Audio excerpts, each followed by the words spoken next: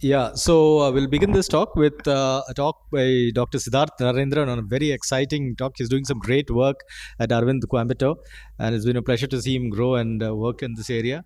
So over to you, Siddharth. Thank you. So my talk is titled Mechanotransduction, a paradigm shift in the pathogenesis of AMD. So this is a talk I presented last year. Over the past 1 year, I've added more exciting data to this presentation. So the two hallmarks of AMD are: one is aging, which is the hallmark risk factor, and two is the sub-RP deposits or drusen's, which is just the pathological hallmark. So identifying where these two hallmarks converge, a pathway where these two hallmarks converge could be a potential target to treat age-related macular degeneration.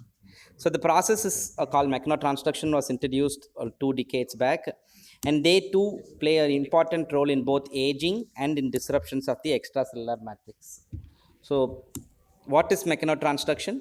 So mechanotransduction is the phenomenon by which mechanical signals are converted into biochemical responses. Dysregulation of this process has been implicated in several diseases. For example, dysregulations to flow in atherosclerosis, to stretch in cardiac hypertrophy, and to confluence in cancer.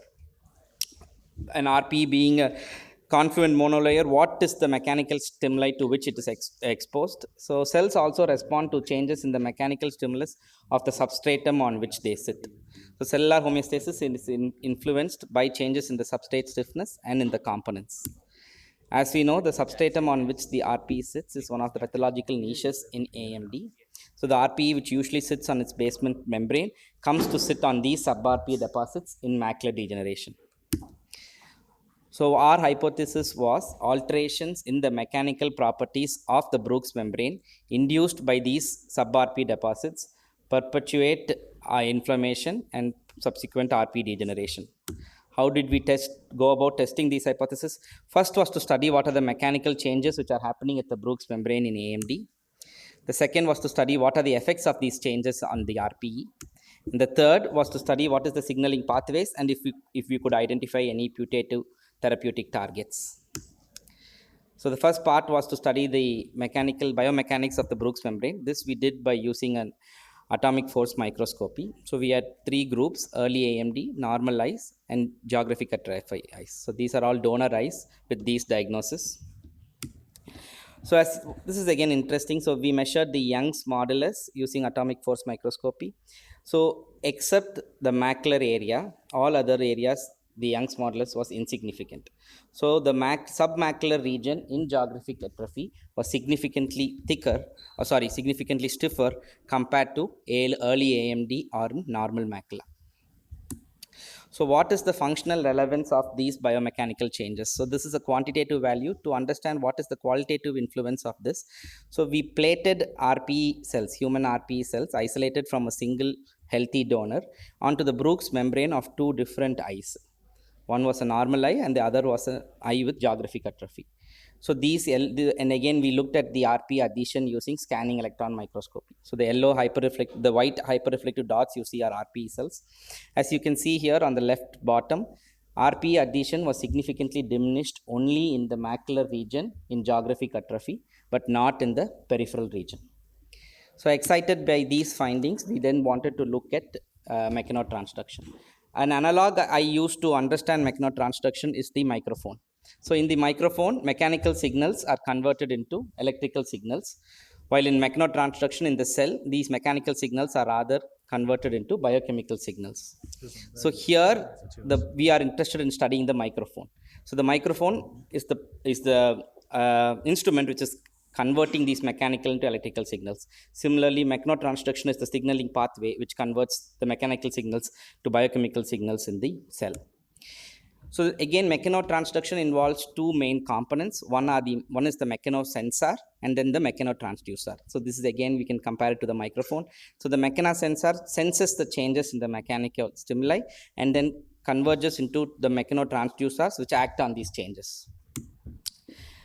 So we needed a starting point. So unfortunately, mechanosensors are multiple transmembrane domains, and so they are, we do not know which one to target first. However, irrespective of the mechanosensors, they converge on 2 main mechanotransducers called YAP and TAS. This is something like this.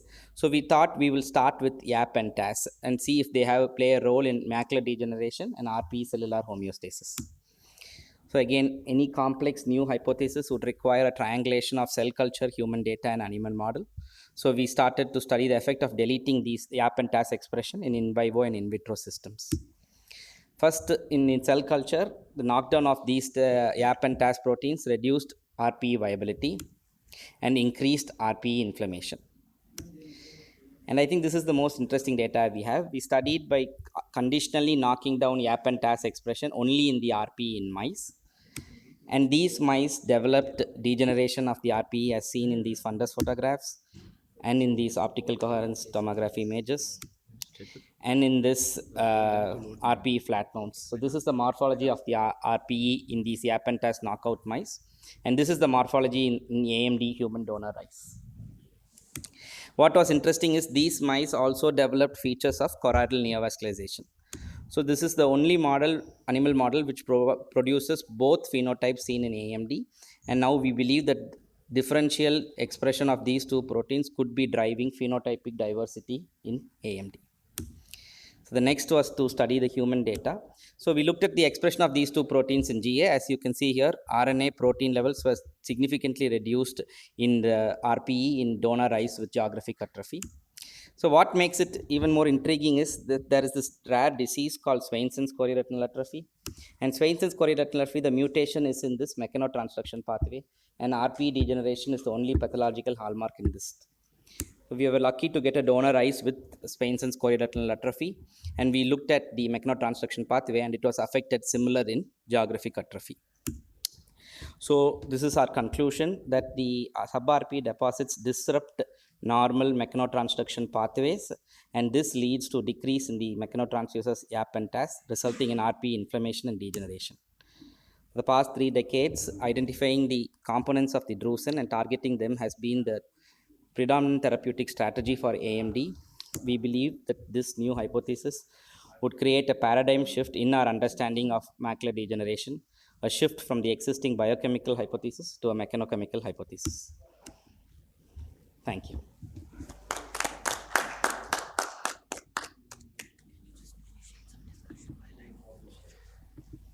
Yeah, so great talk, Siddharth. So going forwards, what therapeutic implications do you see from pharmacological aspect? So since you completely changed the ball game now. Yeah, so it's interesting because we learn from metastasis. So we learn from metastasis. So in metastasis also they want the cells to remain adhere and not go away to to seed others. So metastasis, they try to target cellular adhesion. So similarly, what we are also trying to improve cellular adhesion. This is also, I think, a reason why many of the RPE transplantations fail, that even though the cells are good, the scaffold is not great.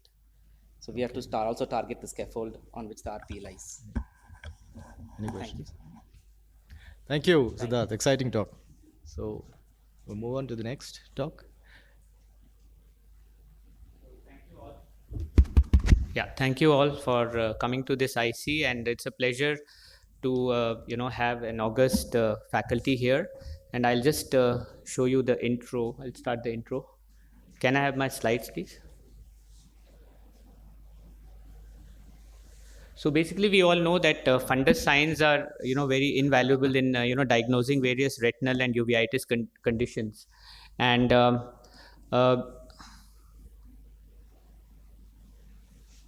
can we have the volume, please?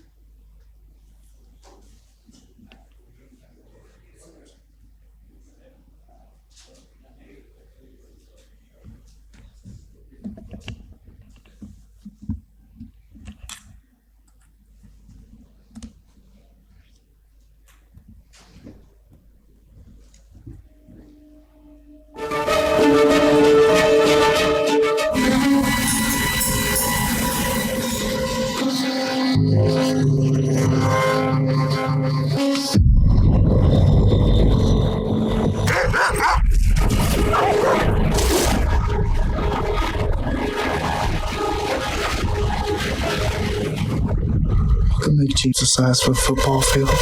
What kind of machine? Some animals around the county, but it's almost like they act when they smell a predator around. Amman, Nairobi, Bangalore, and dangerous of the Same shows on every. It is the 18th reported crop site in that country in the last 72 hours. I'm the one TV. They're staying in the shadows. It's called probing to make sure things are all clear. Clear for what? Ground forces are being assembled. What's happening? Don't be afraid. Like mortals believe it's going to pass. Don't be afraid.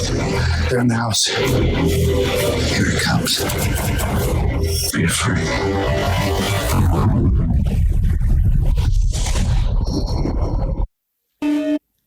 So I am joined by none other than Dr. Anand Rajendran, who is heading the Arvind Madurai Retina Services and Arvind Chennai Retina Services, I'm sorry, and Dr. Anand Vinekar, who's head of pediatric retina at Narayan Netralaya, Dr. Sangeet Mittal, who's heading retina at Thindai Institute, Jalandhar, and we are also joined by Dr. Vishali Gupta, who's head of retina and uvea at PGI, and Dr. Rajiv Raman, who's heading the medical retina at Shankar Netralaya, but unfortunately he couldn't make it to this meeting. And so we will be going through certain conditions, and Dr. Manisha Agarwal, who's head of retina and uveitis at Shroff Charitable Eye Center. So without wasting any more time, I will just request Dr. Sangeet Mittal, who has a parallel IC to go to please share his experience on optic disc anomalies, how to go ahead. Dr. Sangeet Mittal, please. Thank you, Saurabh, for the nice introduction. Dr. Sangeet Mittal.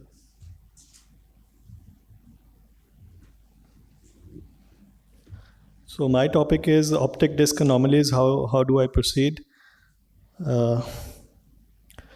So there are many things you will see on the optic disc. I think the first thing that a retina surgeon or any ophthalmologist, when he examines the fundus, is look at the optic disc. And so there might be something, there might be many things which may be present on the optic disc itself. So there are various congenital optic nerve anomalies which are with systemic associations or without systemic associations. We'll come to them one by one. So we can broadly divide them into various types. The first type I'm going to describe is the metaplasias of the optic nerve head. And of this, the optic nerve hypoplasia is sometimes you see it's a unilateral or bilateral condition. The vision may vary from 6/6 to a very poor vision. There'll be a small disc. You can assess that small disc by assessing the distance between the disc and the macula, which is normally around 2 disc diameters. This will be more than 2 disc diameters. Or you can also make out the size of the optic disc, comparing it with the size of the blood vessels. So vessels are are usually of normal caliber in this, but they are usually tortuous. And it is also known as septo-optic dysplasia or de Morsier syndrome, and associated with absence of septum pellucidum and corpus callosum. So in this pictures you see, this was a young lady who came for fundus examination. She had a good vision, 6/6 in both the eyes, and you can see the size of the disc is very small. When you compare the distance between the disc and the fovea, it's around 7 to 8 disc diameters, comparing it with the normal 2 disc diameters what it should be. So this is what is the optic disc hypoplasia. Then sometimes you may come across a condition which we call optic nerve aplasia. That is the complete absence of optic nerve and retinal nerve fiber layers, and only few retinal vessels are seen. This is a very rare condition because most of the children don't survive. There are so many associated conditions with this that the children don't survive long, and this is a typical condition. You see there is no optic disc. You hardly make out any blood vessels also coming into the optic disc head. This is a condition called optic nerve dysplasia, in which the disc and the surrounding retinal tissue is totally disorganized. Then coming to the excavatory anomalies of the optic disc. So these we are more familiar with, and we are able to manage the complications which are associated with these excavatory optic anomalies. The first one that comes is the optic pit, which is an excavation at the optic nerve head. It is present in 1 in 1,000 eyes. Both males and females, they are equally seen. It could be bilateral in 10 to 15% of cases, and is a result of incomplete closure of the superior end of embryonic fissure. And this is first among the spectrum of cavitary optic disc anomalies. And it is most commonly it is located temporally, that is more than 70%, and this is the temporal location is again associated more with the maculopathy.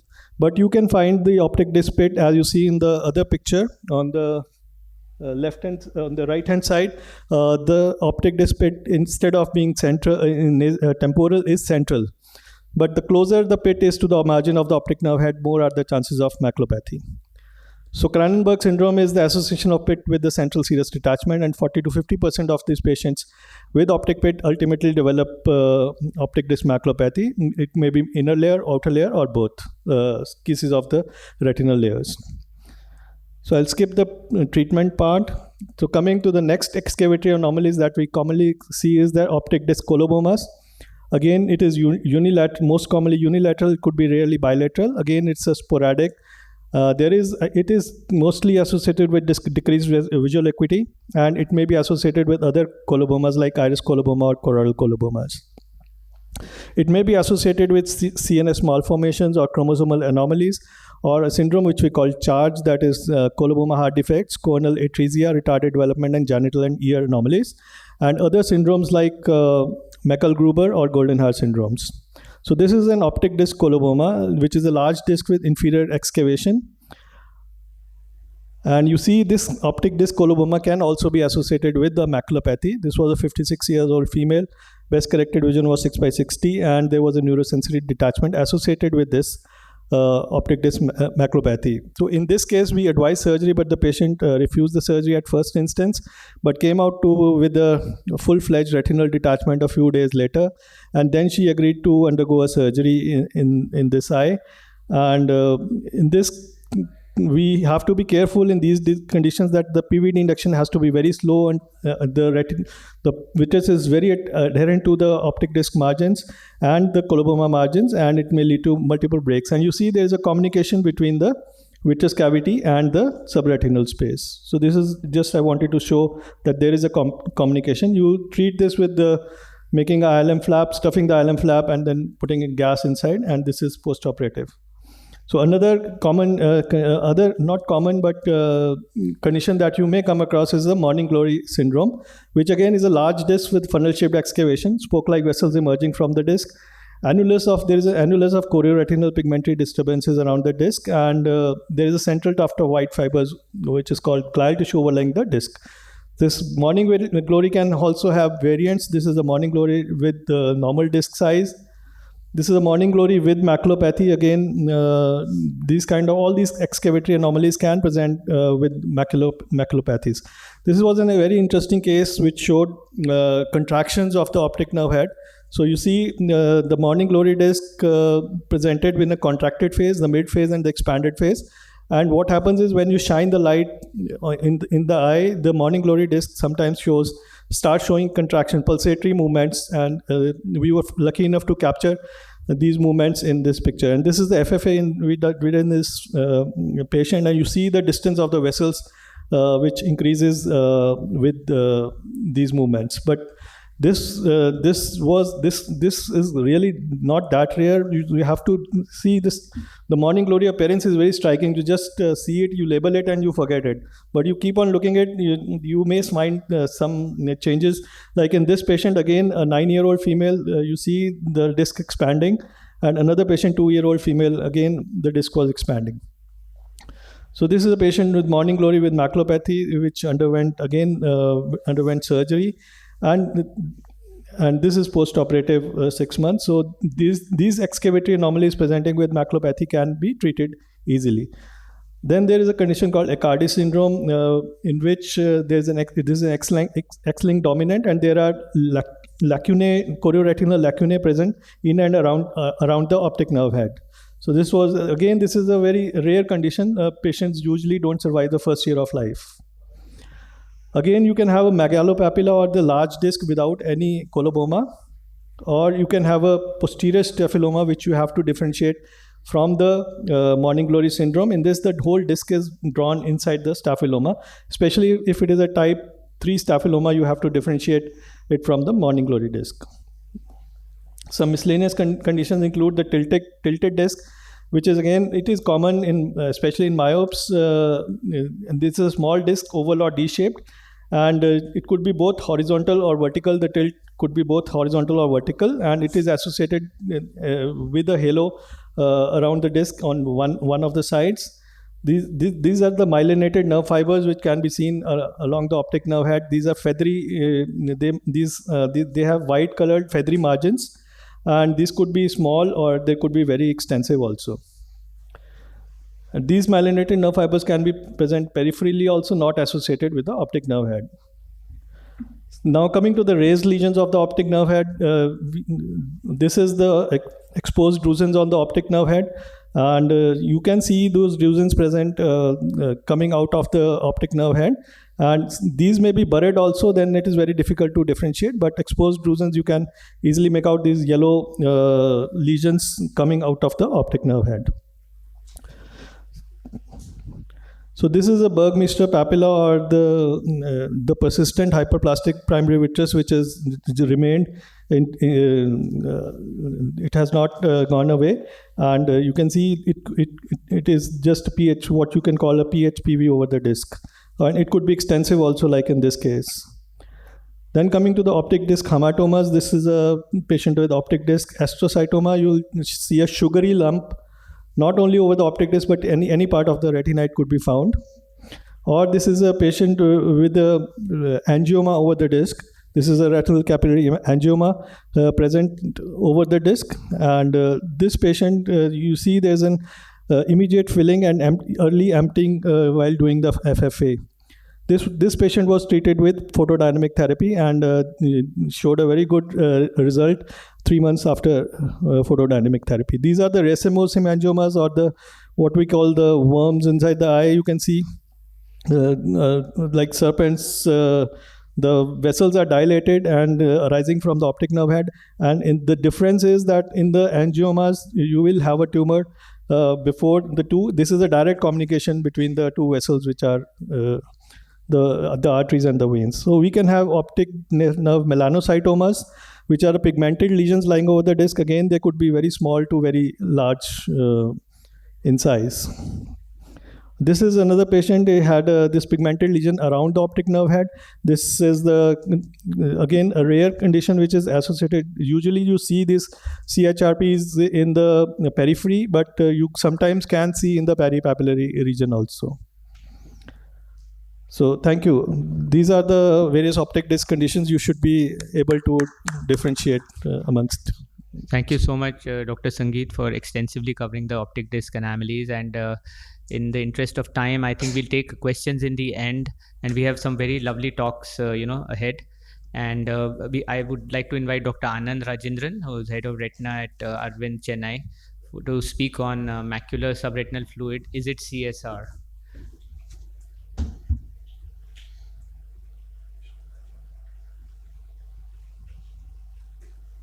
So quick question to Dr. Talk. Thank you, sir, for having me in this IC. It's wonderful to talk about these different signs that we're faced with when we look at the fundus. So yeah, so here's my talk. I'm going to be talking to you about macular subretinal fluid. Is it CSCR? So a number of diseases, a wide spectrum of disease is present with subretinal fluid, and CSCR itself is a disease known to have many protein presentations, so that really obfuscates the picture. So this is a typical acute CSCR, and you can see the serous elevation, and if you look carefully you can find a little bit of subretinal turbid fluid just below the retina and above that little bit of subretinal fibrin, and if you see, it corresponds to these areas of leaks, and this is the classic, more commonly seen ink blot leaks. Another typical CSCR with again serous elevation, and in this particular cut you can see at a particular point here RP hyperreflectivity, and this sits just above. If you look very often you will find a pachy vessel and a little bit of turbid SRF. So this is the leak spot. You can you kind of make that out on the OCT itself. These kind of correspond to areas here. As you can see here, a very classic example of a smokestack leak. So this was typical. Then you come to the atypical. Again, what looks like a fairly typical CSCR has this distorted leaks. And why does this happen? and this is a magnified view. This is because very often you'll find subretinal fibrin tacking the undersurface of the retina to a leaking PED. Another atypical scenario, this was a middle-aged man with diabetes, 8 years, came in with 624 vision, with this little bit of yellowish subretinal fluid out there. But what's interesting and important to note is this retina being tacked onto a PED out there. And when this should set off a red flag in your mind, and this was a patient at severe NPAR, you can see fourth quadrantic, and with that Avastin, the subretinal fluid, serous fluid went, but the fibrin increased, the yellowish fibrin increased, and that should again set off warning bells, because here we're dealing with chronic CSR alongside diabetic retinopathy, and this is also known as, people have called it differently, diffuse retinal pigment epitheliopathy or diabetic retinal pigment epitheliopathy.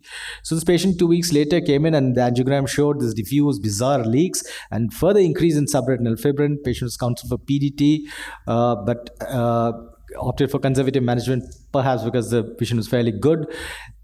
Couple of weeks later, massive further increase in subretinal fibrin, and now the patient accepted, fortunately, to undergo PDT, and it was done. And you see a remarkable resolution of that coagulum within 4 weeks. So the patient in profile from baseline through 4 weeks, through 8 weeks, with increase in subretinal fibrin up to 8 weeks, and when he underwent PDT, and then remarkable resolution after that.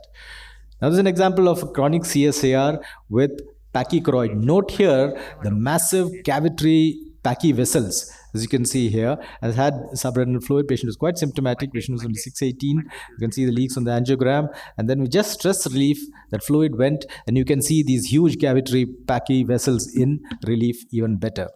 Another atypical scenario, an old favorite.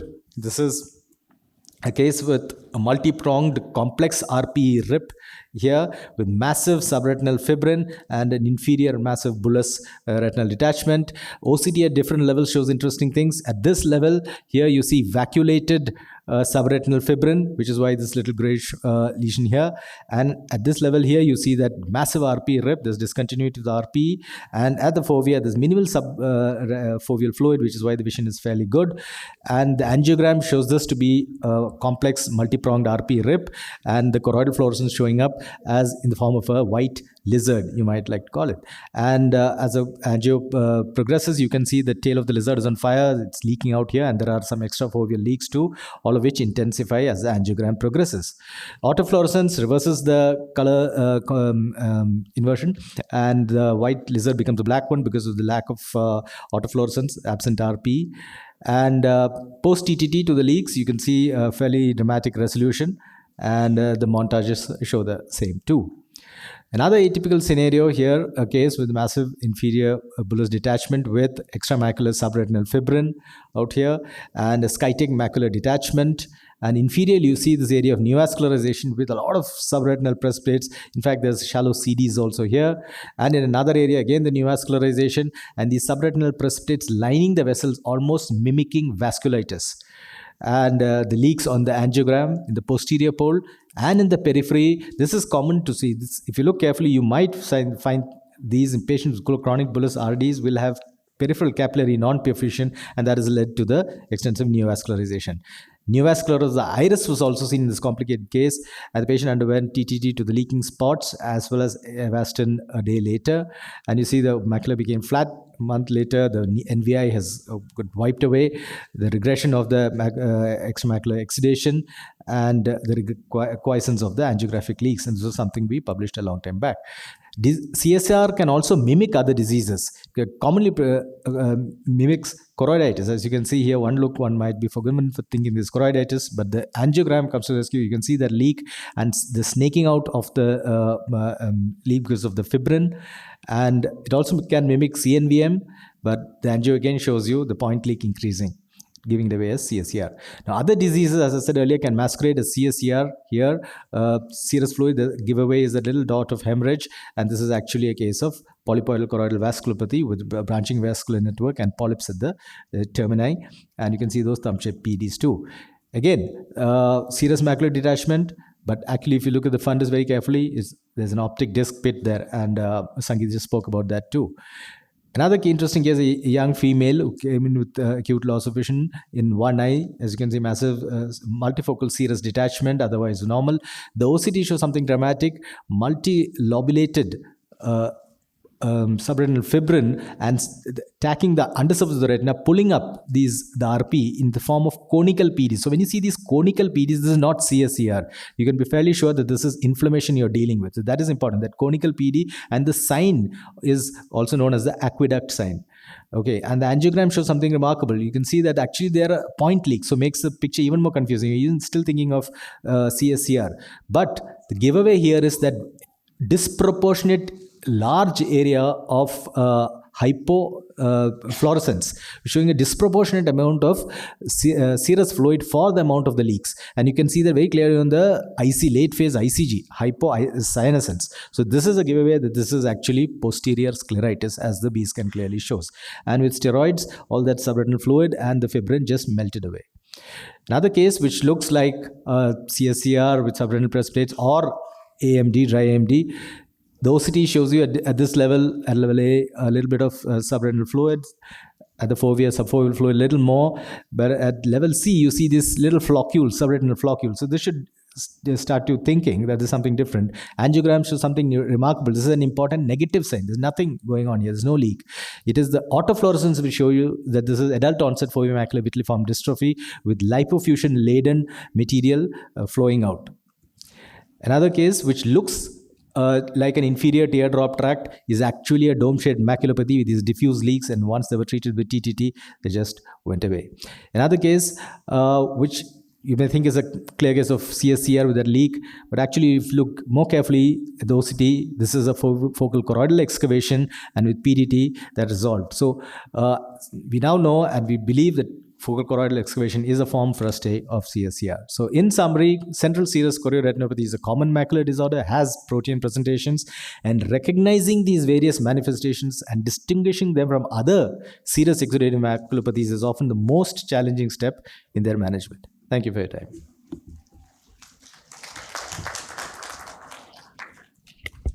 Thank you, Dr. Anand. That was a very comprehensive and very pictorically depicted presentation. Yeah, so next I would request Professor Vishali Gupta, because she has another commitment in another hall, and she doesn't need any introduction. She's a pioneer of uveitis in India. She's the chief retina and uveitis PGI, president of the IUSG, International Uveitis Study Group, past president of Uveitis Society of India, and past scientific committee chair of VRSI. So I request her to please talk on her topic of how to approach a yellowish patch in the fundus. Professor Vishali Gupta, please. Thank you very much, Saurabh, for the very kind introduction and for having me a part of this. I guess this instruction course is about yellow spots. So thing is, when you see a yellow spot, which doesn't look like what Anand was showing you, like it looks like an inflammation to you, ask yourself a couple of questions. And those questions are, is it chorioretinitis or is it retinochoroiditis? If you think it is mainly choroiditis, is it focal or diffuse? Go back to the slit lamp and see if there are any signs of inflammation in the vitreous or anterior chamber. They may not be on your face, but go back and look for it. Then comes the question on imaging. Is it involving the choriocapillaries or the stroma of the choroid? Is it just an ocular disease or is it a part of a systemic disease? And what are the imaging findings and how is it responding to therapy? Now, I show you example of this yellow spot in the fundus. You know, we all understand it looks like inflammation. So let's answer very simple questions. What is it? It is retinochoroiditis, because you see the retina is involved, the edges are not clear, and you have something called headlight in fog. It appears yellowish. It is definitely focused. There is overlying vitritis. There is no associated systemic disease. And when I said look at the healing pattern, now if you look at this is the scar created out of the previous episode. So what you have is one scar, another scar, and now the active lesion, which means satellite lesion. So headlight in the fog, satellite lesion, focal retinitis, what is the diagnosis? It is toxoplasmosis. Do you need any investigation? No. Serology absolutely has no role to play in any of the uveitis except HIV and maybe syphilis. You don't do serology to tell you the patient has toxo, nothing. Just start the treatment. Fluorescent required? Not really. If you really want, well, this is what it is going to show you, hypo surrounded by a ring hyperfluorescence. But to be very honest with you, I will not do fluorescent for this patient. Just start him on treatment, antitoxo and steroids, and this is how the patient is going to respond to your therapy. Do you honestly need the angiograph to show it? No. It's just the fundus or your clinical exam is enough. Now we have another case of yellow spots. This is a 9-year-old child, actually a child of a retina person, a retina specialist. Now she says there is floaters since last 1 week. She was diagnosed as multifocal choroiditis in the left eye and was started on prednisolone. And this is how the left eye looks like, yellowish spots, multiple. Again, ask similar question. Now, this one is predominantly chorioretinitis. The retina is not much involved. And this answer actually comes from OCT if you're not sure clinically. It is multifocal. There is no associated inflammation. Now, what does it involve? Stroma or choriocapillaries? And that is the answer I'm going to get on imaging. Is there a systemic disease? She is carrying the report that she is Montius positive, but other than that, we do not have, and it's a child. And we still do not have any healing pattern available because it's a first episode. So let's do the OCT. Now, this is the OCT, which shows that what you essentially have is the involvement of the outer retina and something here happening at the level of the choriocapillaries. So whatever the action is, mostly it is at the level of choriocapillaries and outer retina. So this is the non-invasive one, which is OCT angio, and this is the segmentation slab taken through the choriocapillaries layer, and you see multiple dark areas of flow void on choriocapillaries, which means it is a disease, yellow spot involving the choriocapillaries with outer retinal involvement, which is secondary to it. So that becomes primarily choroiditis. Now, very interestingly, when both the parents are doctors, it's a problem for the child because they apply a lot of their mind. So what we have is choroiditis, multifocal, posterior pole, bilateral. Right eye was minimal, left eye more. No inflammation, primarily involving choriocapillaries. So what would you suspect? TB or sarcoid, because these are the two diseases which would behave like this. Her Montius, I told you she was carrying with her was more than 15 mm. She had a CT scan of the chest which shows subcentimetric lymph nodes. Quantiferon was negative and ESR, they were carrying. I don't get ESR done from my patients, but it was 10 millimeter, whatever it means. However, they had also investigated her for all the possible rheumatologic disorders, and they said ANA is positive, which is diffuse homogeneous, double-stranded DNA is positive, which is diffuse homogeneous, and there was a rheumat consultation with them which showed there was no evidence of systemic TB. Now you ask yourself a question, does it look like lupus to you? No, because it is primarily the involvement of the choroid. The retina is not really involved. So how about this ANA positivity, which there is? So of course, we repeated the autoimmune titers from here. ANA was borderline positive. Double-stranded DNA was 42, which I'm told should be below than 40. And the whatever by another technique, clef was faintly positive, complement was normal, immunoblast analysis showed anti-Rho positivity, Lyme was negative. So the treatment was because then my rheumatologist told me that if you have latent TB, it's very common for ANA to become positive because there is some shared pathways between this. I will not go into that. But the thing is, the context has to be what you are looking at. And this is following treatment with anti-TB drugs and with steroids, of course. We now have a 5-year follow-up for her. You can see in left eye, most of it has been restored. And she hasn't recurred since last 6 years because we have added ATT to it. Had you missed it and treated her only with steroids, it would have responded very well. That's not a doubt. But the disease would keep on coming back again and again if you do not address the specific cause. So as you can see, and this is what I wanted to show you, that the choriocapillary voids, which we see, is reversible up to a certain point, and when they are very small and you intervene aggressively with your steroids and whatever it needs, they reverse. You have a reversibility. When they are more than 0.1 millimeters square and you delay your treatment, they try to become diffuse, and then they present like diffuse form of serpiginous choroiditis where the vision would be compromised. So you don't want to reach there. You want to intervene at a point where it is reversible. Do I have time? I thought it was over. No? Almost there.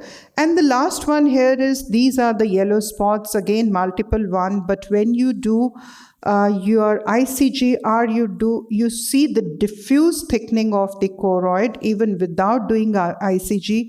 This is very classically VKH. You don't need any investigations. It is choroiditis, multifocal, serous detachments, vitritis, stromal. You intervene and you have a complete reversibility. So I will skip this one. The concluded, you got to keep it simple. Don't complicate your life reading the so many etiologies. And I think with ChatGPT, you don't have to learn all the causes of everything, but you still have to learn the art of applying that knowledge to your patient. That becomes a very important art. And I see a lot of youngsters. Please do not try to mug up from the test book this as a cause. Just try to see, understand, and then apply it to your patient. Thank you, Saurabh, once again. Thank you, Dr. Vishali. As usual, a very wonderful and very insightful talk, and very, clearly explained. Thank you so much. Thank you. Yeah, in the interest of time, we'll move on. It's a pleasure to invite the chair of the IC today, Dr. Saurabh LUTHRA, who's going to be talking to us on retinal pigmentation. Could it be a life-threatening condition? Thank you so much, Vishali ma'am, for taking out time from your busy schedule and educating all of us. And she's an amazing teacher. And I will go on to my topic now. Thanks, Dr. Anand. Can I have my slides, please? Yeah, from my laptop. So I'll be talking about retinal pigmentation. Could it be life-threatening? So sometimes we take retinal pigmentation to be just innocuous, benign stuff, but it can be sometimes major. It's a major problem which we can face. So these are the various causes of giraffe or leopard spot chorioretinopathy, and I'll be showing you some cases which were actually life-threatening, like with primary intraocular lymphoma, B-dump, and choroidal mets. So this is my first case. I call it a leopard can't change its spots. A 57-year-old female, 11 years ago, presented with low-grade vitritis. Systemic investigations were largely non-contributory. The saga continues. 2 more episodes of bilateral low-grade vitritis, uveitis panel non-contributory. Lost to follow-up for 7 years, returned in 2021 with floaters OU, with right eye counting finger close to face, vitreous cells 2+, glaucomatous cupping, and multiple pigmentary changes and intraretinal hemorrhages. This is what the pre-treatment ultra-wide field color fundus photo looks. Not much to see here, but the SS OCT we got done, and it had sub-RP hyperreflective deposits with a neurosensory detachment in the right eye and a band-shaped infiltrate at the choroidal level, which you can see here in the left eye. And the media was hazy, and when we did the FAF, it had a remarkable, starry sky appearance or a leopard spot pigmentation, which you can see more clearly in the left eye. This is, on the ultra wide field FAF. And pre-treatment FFA also showed this remarkable appearance of a starry sky or a leopard spot pigmentation more marked in the left eye. So normal peripheral blood smear was there, ultrasound abdomen was unremarkable, chest X-ray did not lead us anywhere. CSF analysis did not show any atypical cells. The cellular bone marrow preparation showed no morphological evidence of lymphoma. A PET scan showed no abnormal hypermetabolic focus or mass lesions. The patient underwent a EBUS TBNA from the mediastinal lymph nodes, showed just reactive lymphadenitis. ZN stain was negative. No evidence of metastatic carcinoma seen. And on immunohistochemistry, no definite evidence of lymphoproliferative disease. Finally, the patient underwent a diagnostic vitrectomy at RP center, and what came out was a T-cell positive CD4 lymphoma. And these are the slides courtesy RP Center from Dr. Seema Kashyap and Dr. Nawazish, and which were confirmatory of CD3 positive T-cell lymphoma. So the diagnosis was a bilateral primary vitreoretinal lymphoma of T-cell origin. And she was administered over the next 1 year, 25 intravitreal methotrexate injections as per the protocol. And these are the, how it resolved. And you can see that all the changes of the choroidal infiltration and the subretinal fluid have resolved. And so has the leopard spot, pigmentation on FFA and ultra wide field imaging. So it's important to remember leopard spot pigmentation in an age group which is more. And uveitis is, you always have to have the high index of suspicion, in these cases of extremes of age. So the second case, lumpy bumpy choroidal conundrum. Presenting complaints, 82-year-old female, left eye diminution of vision since 20 days, vision of 624 parts in the left eye. This is what the fundus looks like, nothing much here. But on FAF, you can see this lesion along the supratemporal arcade. And on the angiogram, you can see that, again, a leopard spot kind of pigmentation. On ICGA, there's a hypocyanosense. And this is what is the giveaway. And on OCT, you can see that, marked neurosensory detachment with a lumpy, bumpy choroid. And in the choroid, you can see that the stroma is actually pushing the choriocapillaries, and the choriocapillaries are compressed. Hardly any choriocapillaries layer there. The other investigations were within normal limits. Patient was initially, put on steroids. The SRF regressed, but then she came back and she gave a history of infiltrating ductal cell carcinoma of the breast, ERPR positive, which was treated with MRM a few years back. And she was already on Memofen for the last 3 years. And detailed systemic examination showed, systemic metastasis. And so she was diagnosed as a case of choroidal mets. And after systemic chemotherapy with palbociclib, you can see on the left what the patient had initially, and after systemic chemotherapy on the right side, right bottom, you can see how it flattened out. And this is the change analysis. You can see the choroidal mets just dissolving with systemic chemotherapy. This was published recently. And so the symptoms and signs can be varied, and there can be different colors of these choroidal mets, where in the lung you can have a pale yellow color, in the breast a lobular creamy white color, prostate can have an amelanotic mass, renal carcinoma is typically a temporal orange color and pale yellow juxtapapillary mass, and a lung carcinoid is orange. Thyroid tumor is likely to be a subfoveal orange color mass. So conclusion, history taking should not be neglected because she did not give this history initially. Any patient with a history of carcinoma should be screened with a high index of suspicion for metastasis. I call my case 3 great gig in the sky or dark side of the moon. You'll see why. 58-year-old male presented to us with decreased vision in the right eye past 2 weeks, in the left eye for the past 3 months. Seen elsewhere, diagnosed as CSR, innocuous looking CSR. You can see here on the OCT that there's a neurosensory detachment and a PED. Anybody would just diagnose this at CSR and just call the patient after 6 months. But 6 months is too long for this patient, as you shall see. 3 days prior, this was the OCT. And when he presented to us, we did an angiogram which showed this starry sky appearance. And you can see some hyperfluorescent areas there. And this is what was the giveaway. Again, you can see some choroidal infiltration on the swept source OCT with alternating RP thickening and RP loss. And there was, of course, subretinal fluid. and leopard spot pigmentation with a characteristic giraffe pattern seen on fundus autofluorescence. Past medical history was again elicited, and the patient gave a history of nephrectomy, and for which she was investigated further and diagnosed as renal cell carcinoma. He did not give this history to the other ophthalmologists. We did an ultrasound abdomen which just showed widespread metastasis all over, and a PET CT confirmed the same. And then he was diagnosed to have a paraneoplastic condition called B-dump, which is bilateral diffuse uveal melanocytic proliferation secondary to metastatic renal cell carcinoma. Patient refused plasmapheresis, was advised sunitinib treatment by the urosurgeon, which is primary chemotherapy. Did not do well after that, as you shall see, that the SRF kept increasing, and finally patient landed up with an exudative RD and went on to have a closed funnel RD in 7 weeks.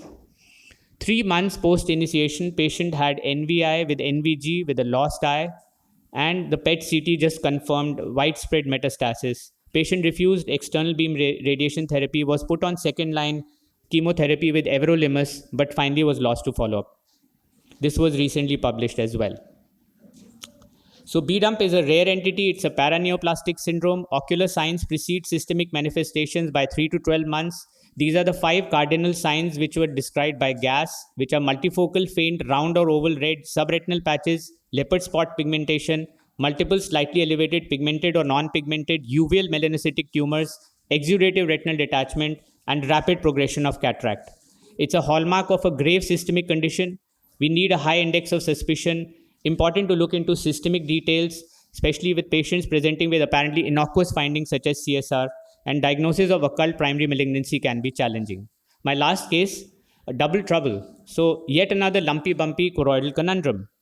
Patient with 618 in the right eye, 66 in the left. It's a 58-year-old male. On the fundus picture, you can see some changes in the right eye, just above the disc, and in the left eye in the inferior fundus. Thanks to Optos, we could pick these up. And this is what is more remarkable, is the Optos fundus autofluorescence.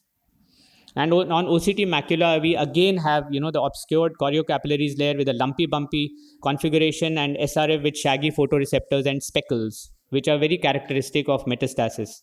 This is what the FFA and ICG look like. I showed you this in the first case. And this is what the ultrasound B-scan look like, with a huge mass lesion with choroidal excavation. So with the provisional diagnosis of choroidal metastasis, the systemic workup was done. The CT chest showed some lung apical segment mass lesion, and ultrasound abdomen, MRI brain, and MRI orbits were non-contributory. Patient was referred to higher center, managed at PGI Chandigarh, where a PET CT revealed widespread metastasis, with the primary being most likely a non-small cell lung cancer. And patient was started on chemotherapy with paclitaxel, carboplatin, and bevacizumab. And this is a follow-up in March. So by this time, patient had received only the first chemotherapy, and you can see there's not much regression. And this is the recent follow-up, which is just a couple of days back. And you can see that the choroidal mets have just melted and just flattened out with a lot of pigmentation. And you can see these changes on the fundus autofluorescence. And the above OCT was at the first visit, and the bottom one just 2 days back. So with the systemic chemotherapy, the lesions have just flattened and they have regressed.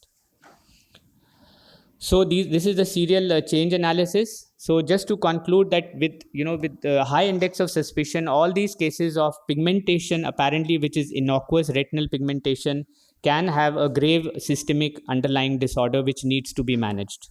Thank you. Thank you, Saurabh, for a lovely talk. And before we go on to the next talk by Dr. Anand Vinekar, any questions that you have? Any burning questions that anybody would like to ask? Because Saurabh's talk is pretty important, because not very often do we diagnose systemic malignancies or pathologies looking at the fundus, and these are very morbid conditions that he's described. So I think that was a pretty critical talk to take home. Yeah. Thank you. If not, then it's our pleasure to invite Dr. Anand Vinekar, who's going to talk to us on white, yellow, and red in a baby's retina. What should I do? Thank you, Anand, and thank you, Saurabh, for this opportunity. It's amazing to see a full audience during lunchtime. So keeping in theme with the colored images and disease entities that you've seen, I'm going to talk about babies now. And many of you all may not see babies in routine, but as you know, they're not going to be very cooperative. And we sometimes get just a few seconds, maybe less than a minute. So the idea of this presentation is not to get us to the diagnosis, but just to look at these lesions and suspect what we might be looking at. And that's really enough. These are actually very common conditions. While we were doing ROP screening, we published this paper which showed that almost 7 to 8% of babies can actually have other retinal conditions. And they can vary from retinoblastomas, which you've picked up quite incidentally even in a 1 or 2, 3-week-old baby, with infective lesions, some of which we'll see. And then when we extended this from preterm babies to term babies, again, we found that there is a common occurrence of, and the most common occurrences that you find are actually retinal conditions and not anterior segment. As much as you'd like to think that congenital cataracts and corneal problems are common, they're not. In fact, retinal diseases and entities are far more common in babies. And this is what we found in that study of universal screening. In the first 3 days of the babies being imaged, we found including retinoblastoma and salt and pepper retinopathy, as you can see in one of them, and referred these babies to the cardiologist. So optic nerve head lesions, you saw the first speaker talk about this. So this is a very classic morning glory syndrome. The diagnosis is as important as the fact that there might be any CNS anomalies, and we must refer to the neurologist. This is an optic nerve atrophy or sometimes aplasia, again often associated with corpus callosum absence or miswiring in the brain, and becomes our duty to refer for the same. Bilateral disc edema and pale disc edema is something that we might miss, and these are all RETCAM images. All these images, almost of all the babies I'm showing you, are less than 2 to 3 months. So it's often difficult to make the diagnosis if you're not knowing what to look for. So here the condition was an intracranial pressure secondary to a mass lesion and then a hemorrhage as well. This is sometimes almost passed off as normal. When you see crowding of the blood vessels nasally, one must think of trisomies, and it's very classically described in Down syndrome, but can also be seen in the others. So less colored, I think, is very obvious what we're talking about. So it's albinism. This is such an easy diagnosis to make, but as they grow older, it's important to understand that about 30% of them will have foveal hypoplasia, and they might or might not have nystagmus. If you have the facility to do an OCT in a child and they have the preserved ellipsoid zone, then they can improve to up to 6/12 with amblyopia therapy. If they don't have the ellipsoid zone, which is the photoreceptor layer, then the nystagmus may become a bigger problem. But not all foveal hypoplasias must be accompanied with albinism. As you can see here, there's no albinism, but there is foveal hypoplasia, and in them one must suspect genetic abnormalities, especially with the renal systems. Now, when we're looking at white lesions, train your eye to this lesion here along the inferior arcade. When you look at this lesion, always look for skin lesions. In this case, this was a tuberous sclerosis, and what we're looking at maybe sometimes an retinal astrocytoma and sometimes a combined hematoma. Also, don't get excited too much when you find one lesion. Sometimes the other lesions in the fellow eye are much more subtle and can be missed out. We've published this paper where there are different appearances of these hematoma lesions. Some of them light up on angiogram and the others don't, and that depends on how smooth the contour is. If it's an irregular contour, it will flash up, and if it is not smoothened out, usually there's no leakage of dye.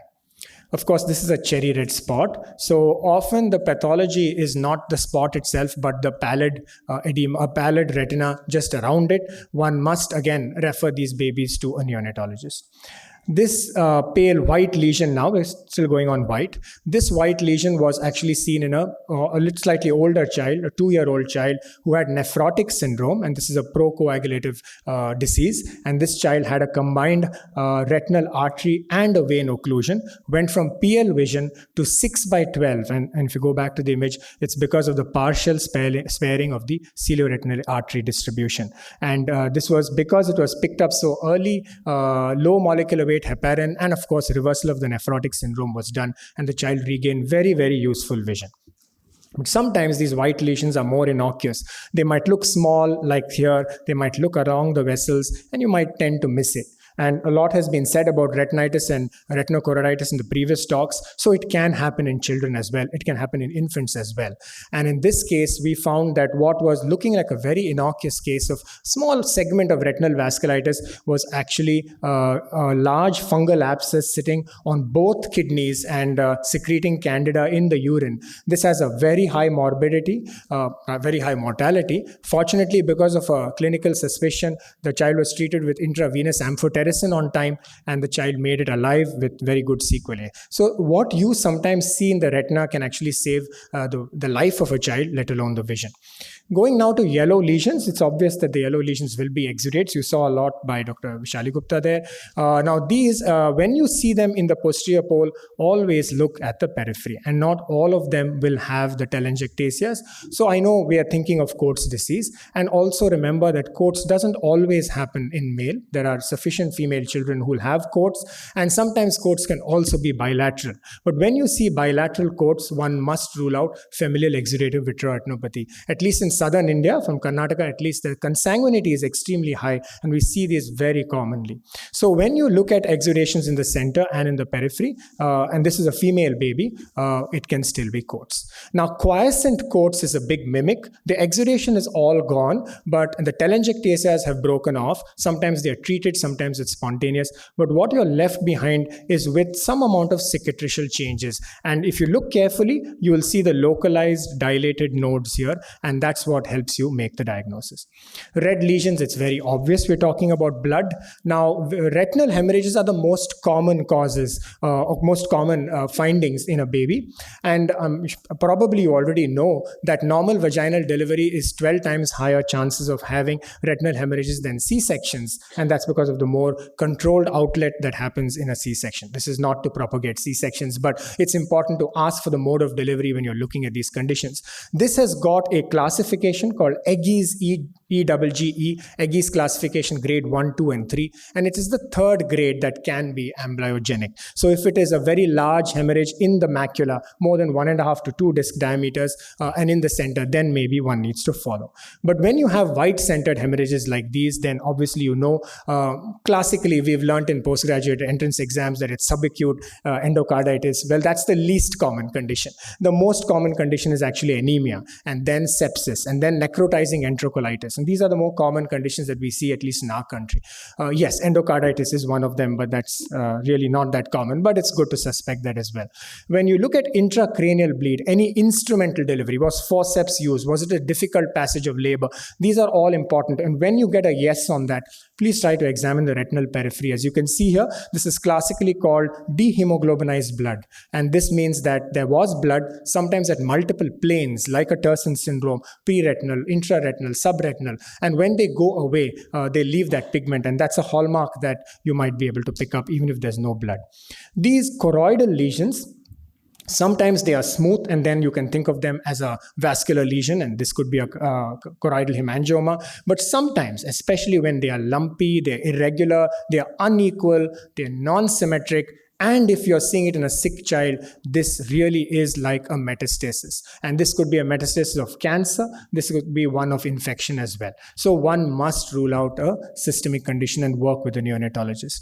Now, again, like you saw that white lesion and you looked at the skin of the child, here's another condition. When you look at peripheral neovascularization, think of incontinentia pigmenta, right? It's an X-linked dominant condition. It's not as uncommon as we think. And only if you see this child in the acute phase will you see the hyperpigmentation. After some time, it just goes away and you can't make out that there was a skin lesion.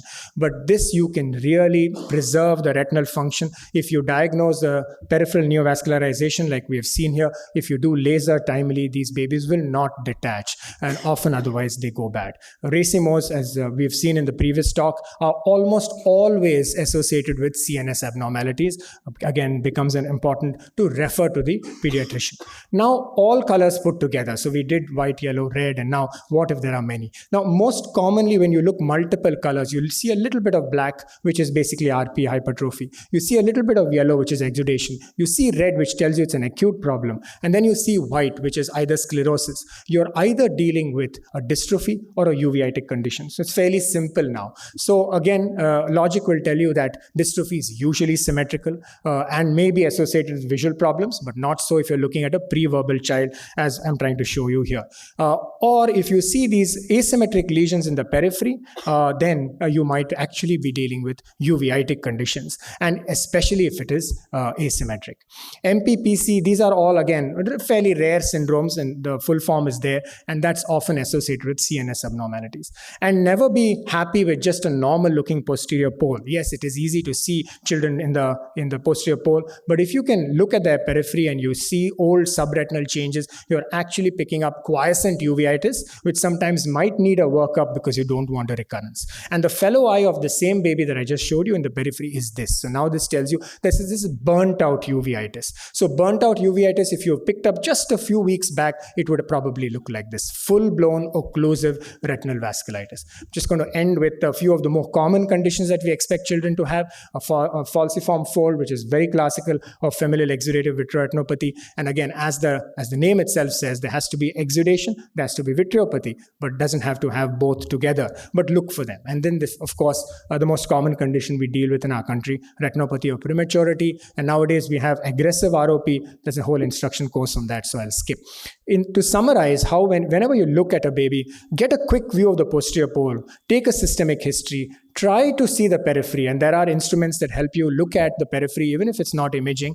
Correlate whether this is an acute or a chronic condition, and decide now, even if you're not the specialist to handle it, is this something that you can follow, or do you need to refer? And by refer, I mean to a pediatrician or a systemic specialist. And finally, a multidisciplinary approach is most appropriate.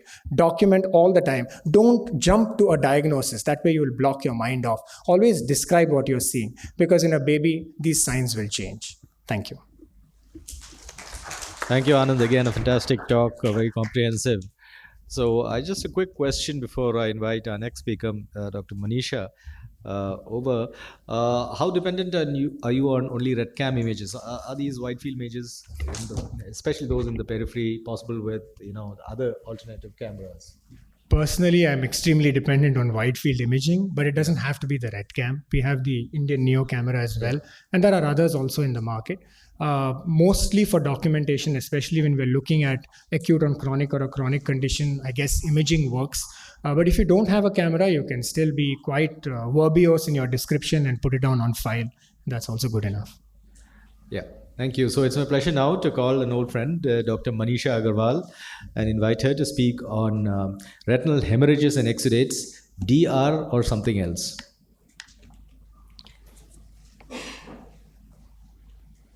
Can we have Dr. Manisha's slides, please? In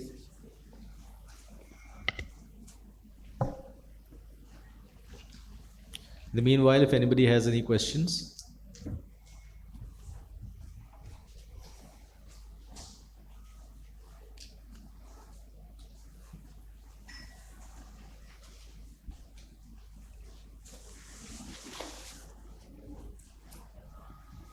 So a very good afternoon to all of you, and I want to thank Dr. Saurabh for making me a part of this interesting IC, and it's very nice to see such a good attendance in the hall since the morning. So I don't see my presentation on the laptop. I think you just switch over here.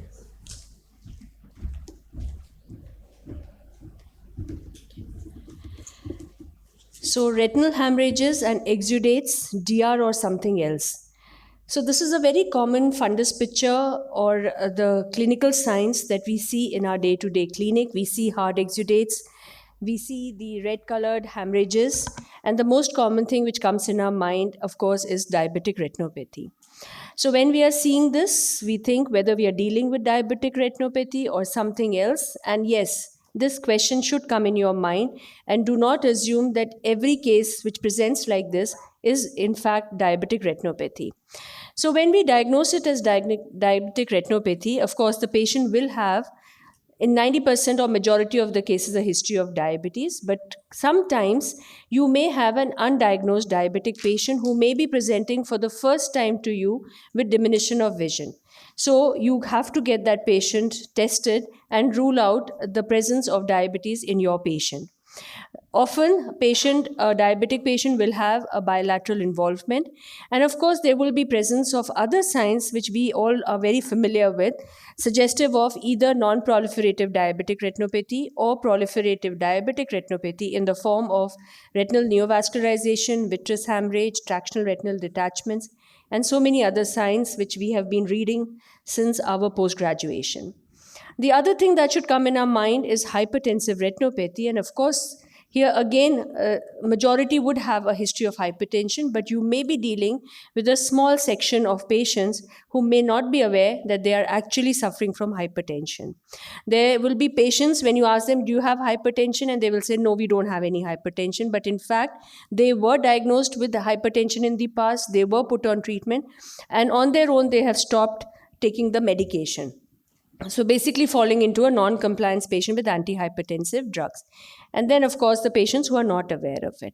So when we are differentiating between hypertensive retinopathy and diabetic retinopathy, there are a few differences that we can keep in mind, that the hemorrhages are going to be few. In hypertensive retinopathy, the edema will be less, fewer exudates, the cotton wool spots are going to be multiple. You'll have more flame-shaped hemorrhages in comparison to dot hemorrhages.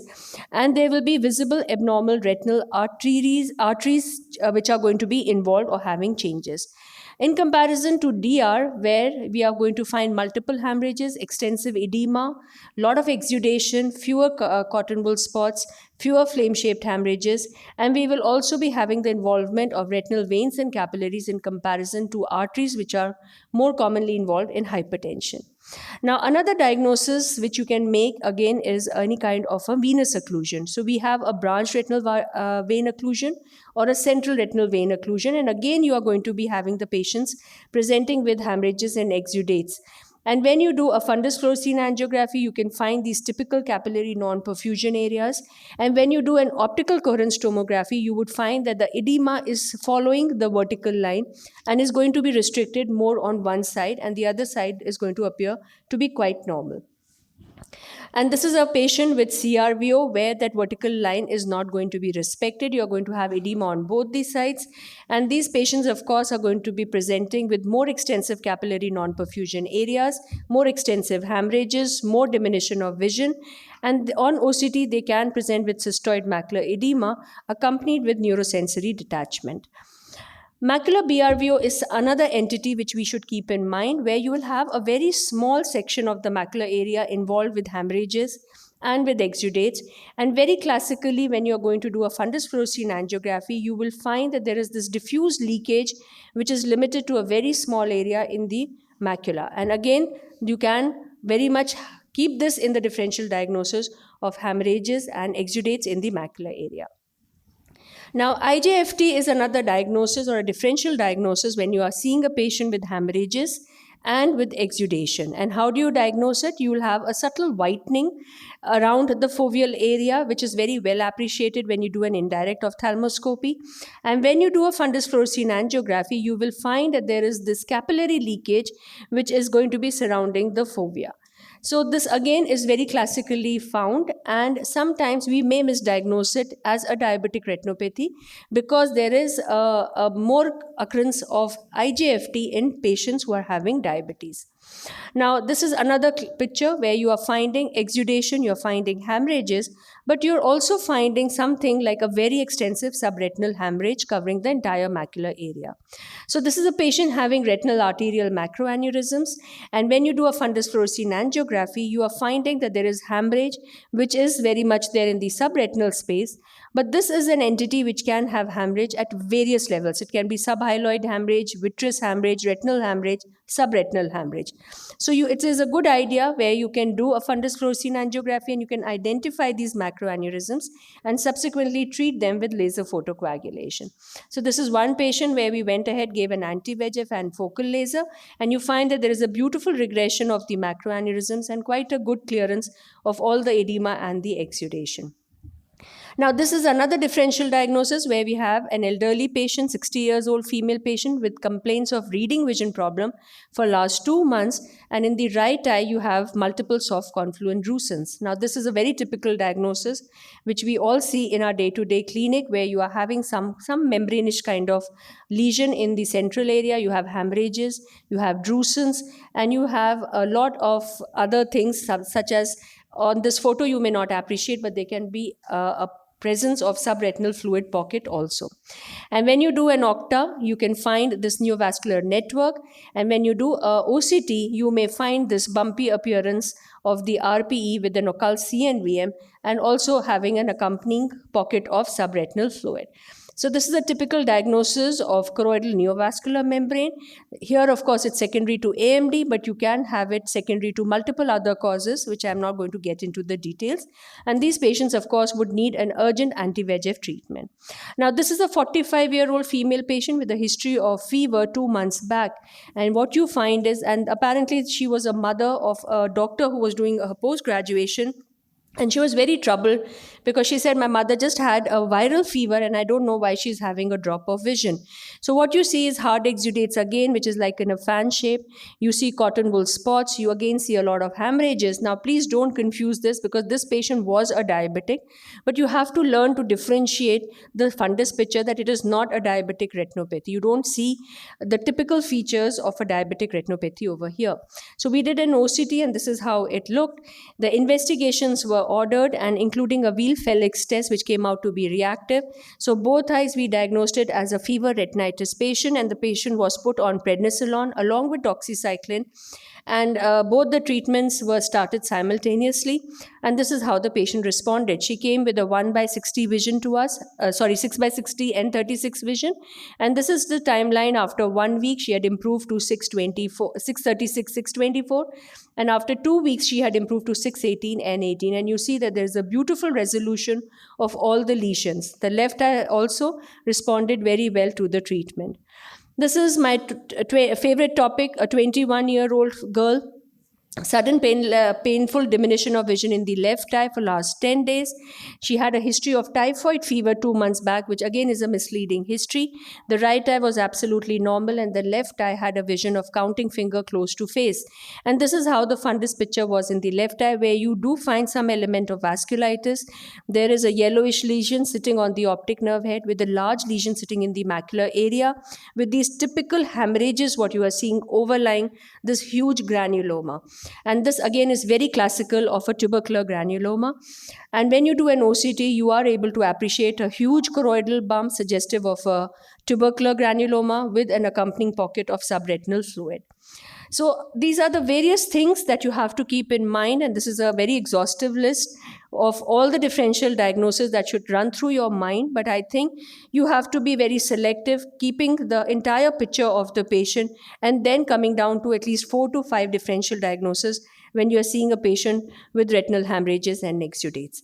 So I would just conclude my talk by saying that retinal hemorrhages and exudates may be secondary to multiple etiologies. A detailed history-taking, clinical examination, both systemic and ocular, tailored lab investigations all together help us unravel the underlying cause of exudates and retinal hemorrhages. So keep all these factors in mind. Thank you so much. Thank you, Manisha. Again, a wonderful talk covering a broad spectrum of pathology. So that brings us to the end of this particular IC. And thank you all for being here. If anybody has any burning questions or any interesting case to share, we'd like to have that. We have a bit of time. But I'd just like to add one particular thing, which for the sake of time, I couldn't include in my presentation. Again, a differential for CSCR or serous macular fluid is uveal effusion syndrome. So sometimes you can see that, and especially when there's a lot of bullous fluid inferiorly. So an angiogram will show these multiple leaks and you'll have this kind of shifting fluid. But the clue there is that corrugation of the choroid. And also sometimes in the early phases, you will see the fovea or macula stretched out. So that can give you a bit of a sign. And we know if there is an inferior detachment persists, the treatment for that is a sclerostomy or a subscleral window surgery. So just put that thought out further. But thank you anyway. It's been wonderful having you. And here our chair is here. He's just flying in from and giving another talk. So yeah, we had a great session, Saurabh. Thank you. Last word by Saurabh. So thank you for coming in such huge numbers and encouraging us. And I hope, we could justify the time that you spent here. And it was a pleasure sharing all these cases and along with my co-faculty. So I think the questions have been covered. So if anybody has any question, can please ask the same. I'm sorry I had to go to another parallel session and come back. Thank you. Thank you, everyone.